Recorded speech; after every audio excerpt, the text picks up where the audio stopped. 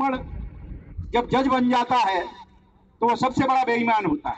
जितने भी न्यायाधीश हैं वो आज सिर्फ एक प्रयत्न में है कि न्यायाधीश से रिटायर होने के बाद हमें भी कहीं मेंबर पार्लियामेंट बन जाए।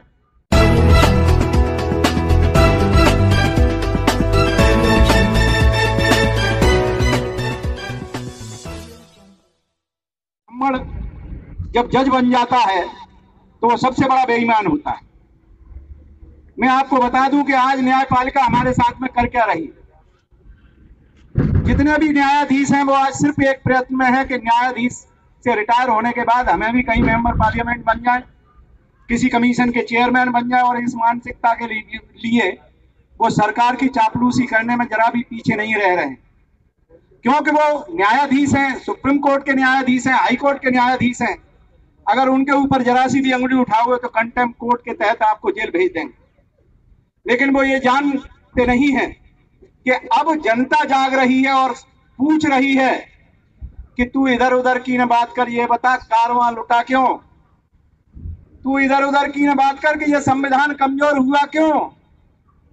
मुझे राह जन से गरज नहीं, तेरी रहबरी का सवाल है। हमें अब न्यायपालिका से पूछना है कि क्या कारण है कि भारत का संविधान ईमानदारी के साथ लागू क्यों नहीं हो पाया 70 साल में। इसके लिए जिम्मेदार कौन है? हम रिजर्वेशन नहीं चाहते, हम अपना प्रतिनिधित्व चाहते हैं। हम अपने जनसंख्या बल के अनुसार देश में हर जगह अपनी हिस्सेदारी चाहते हैं। और उस हिस्सेदारी के लिए आपको एक बात बड़ी अब खुल के कहनी पड़ेगी, जब तक इस देश में ब्राह्मण रहेगा ये देश कभी देश नहीं बन पाएगा। इस देश को देश बनने के लिए ब्राह्मण को ब्राह्मणत्व खत्म करना पड़ेगा, ब्राह्मणवाद को नहीं ब्राह्मण को खत्म करना पड़ेगा। इस देश के संविधान को बर्बाद करने में ब्राह्मण के सिवा और किसी का हाथ नहीं, क्योंकि जाति व्यवस्था किसने दी? ब्राह्मणवाद ने नहीं दी, ब्राह्मण ने दी है।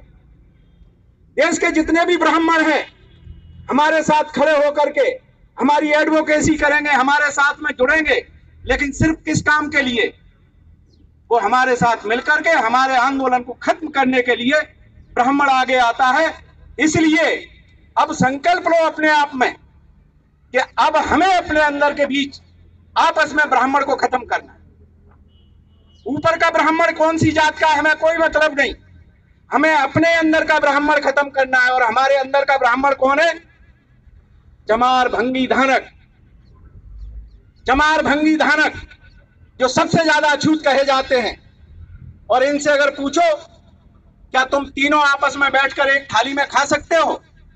इन जितना मक्कार, इनकी सोच इतनी गंदी है, ये आपस में अपने आप को कहते तो है कि ब्राह्मण हमारे साथ अत्याचार करता है, लेकिन चमार, भंगी, धानक ये तीन ज्यादा अछूत है। और ये मैं खुल के कह रहा हूं, किसी को बुरा लगे पत्थर मारना हो मारो, लेकिन इस सच्चाई को उजागर करना पड़ेगा। चमार, भंगी, धानुक को एकजुट होना पड़ेगा, रोटी बेटी के साथ अपने आंदोलन के लिए खड़ा होना पड़ेगा। अत्याचारियों को किस तरह का सबक सिखाया जाए, अगर न्यायपालिका उन्हें न्याय नहीं देती है ईमानदारी के साथ में, तो हमें अपना संकल्प लेना पड़ेगा। हमें अब अपने अपमान से एक सीख लेनी पड़ेगी। मैं आपको एक उदाहरण बता रहा हूं।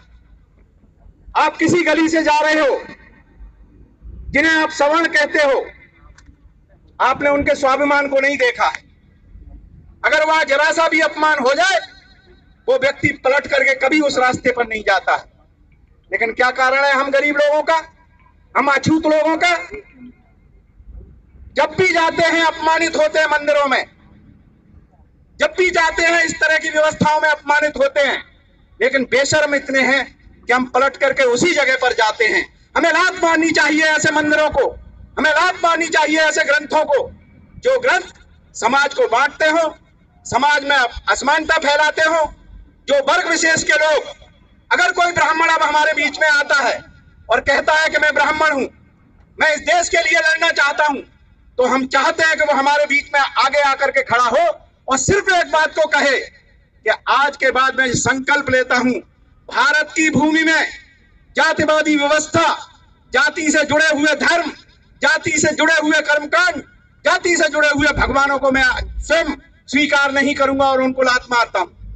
जब इस तरह का आंदोलन चलेगा तब हमारी बहू बेटियों की इज्जत बच पाएगी। बड़े शर्म के साथ आज कह दिया गया कि ये बेटी वाल्मीकि है।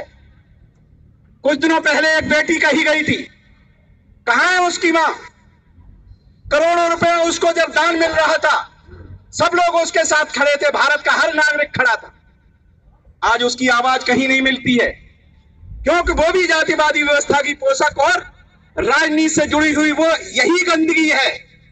इस देश में यही गंदगी है, और इस गंदगी सिर्फ ब्राह्मण के दिमाग में पैदा होती है।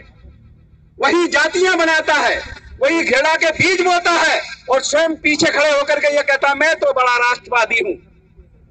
हमें ऐसे लोगों को चिन्हित करना पड़ेगा, न्यायाधीश से लेकर के चपरासी तक हमें सबको चिन्हित करना पड़ेगा, और उनको उनके अनुसार हमें भारतीय संविधान का उपयोग उनके ऊपर लागू करना पड़ेगा। देश की न्याय व्यवस्था को, देश की सरकारों को, देश की जाति व्यवस्था से जुड़े हुए लोगों को सजग होना पड़ेगा। आप या उनके गुंडे या सामाजिक तत्व हो सकता है कल हम लोगों का सर कर्म करके और बाजार में घुमाएं और ये कहें कि देखो हमारे विरोध में जो भी आवाज उठेगी हम उसका इसी तरह बलात्कार करेंगे, उसका इसी तरह सर कर्म करेंगे। मुझे कोई गुरेज नहीं है। ये आंदोलन आखिरी आंदोलन होगा। जिस दिन हमारे सरों को लेकर के सड़कों पे आप निकलेंगे जाति घृणा के नाम पर, मैं आपको बता रहा हूं उसके बाद आपके सर कहां होंगे। ये बहुसंख्यक वर्ग आज अछूतों के कारण अपने आप को सबसे कमजोर महसूस जो अछूत कर रहे हैं, उसका कारण है अपने अंदर बैठा हुआ ब्राह्मण खत्म करो। एक ही नारा, एक ही आवाज, हमें अपने अंदर से ब्राह्मण को खत्म करना है। और वो ब्राह्मण है हमारे अंदर जो कीड़ा बैठा हुआ है ऊंच नीच का, छूत अछूत का।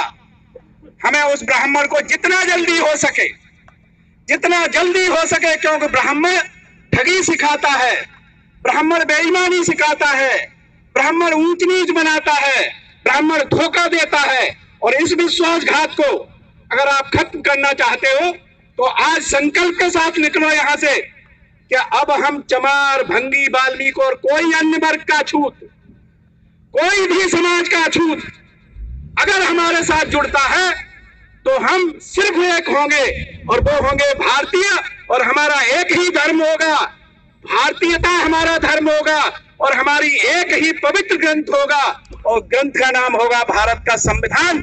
इसके सिवा हमारे लिए और कुछ नहीं होगा। जय भीम, नमो बुद्धाय।